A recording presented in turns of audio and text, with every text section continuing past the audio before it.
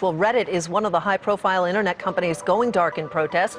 Joining us on the phone to explain why is the co-founder Alexis Ohanian, and CNBC's John Ford is joining us in the conversation as well. Alexis, let me start with you. One, if there is a delay in this bill, will you still go dark tomorrow? And two, we've heard some of the concerns from internet companies about this bill. What is your number one problem with the proposed legislation? All right. Well, thank you for having me. First and foremost, we're definitely very interested in raising awareness about PIPA, which is the Senate bill. In fact, 1,000 New York entrepreneurs have registered. I'm going to be one of the speakers tomorrow to appear at our senator's offices to let them know that we will not stand idly by as they let lobbying dollars dictate policy instead of what's doing best, not just for large companies like Google, but for all of us internet users, and for the next Google. Just a couple of college students getting started in a garage or in General Assembly here in New York.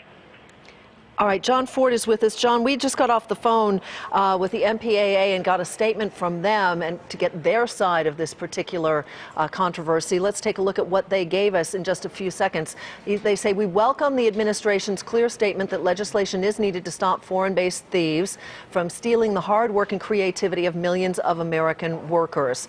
John, handicap how you think this is all going to play out for us.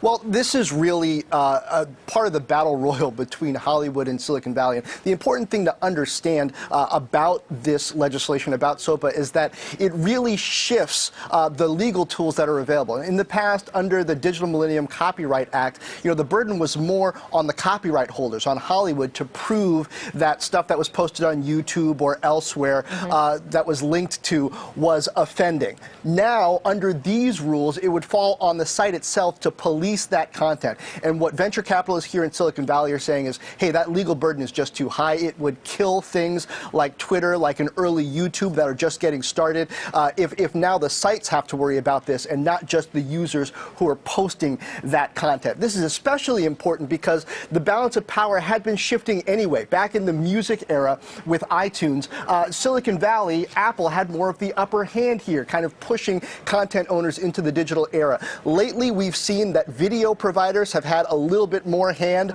I mean, notice you don't see everything on iTunes now, video-wise. This would give Hollywood even more tools, Sue.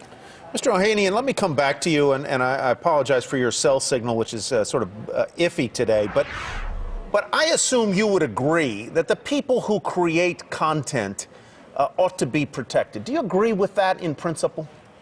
Absolutely. I'm working on a book, and I'm also a publisher, so I'm very interested in protecting copyright. And so how I just would you believe that the private sector How would you thread the needle? How would you thread the needle here and protect the legitimate copyright holders from people, whether they're in the U.S. or overseas, who would abuse that?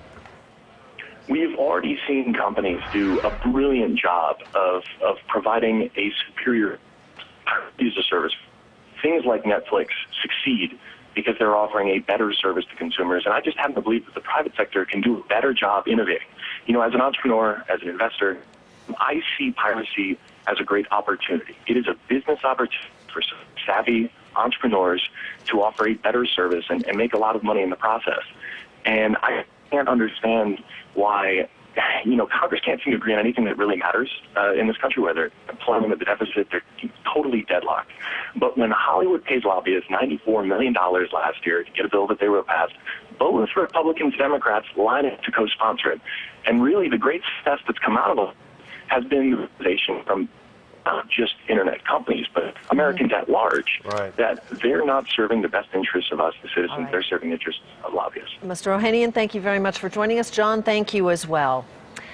Why is it when you're talking about technology, the technology doesn't help you, You need to go to right? the top of the building there and stand up on the top. So. Get some tinfoil wrapped around his phone.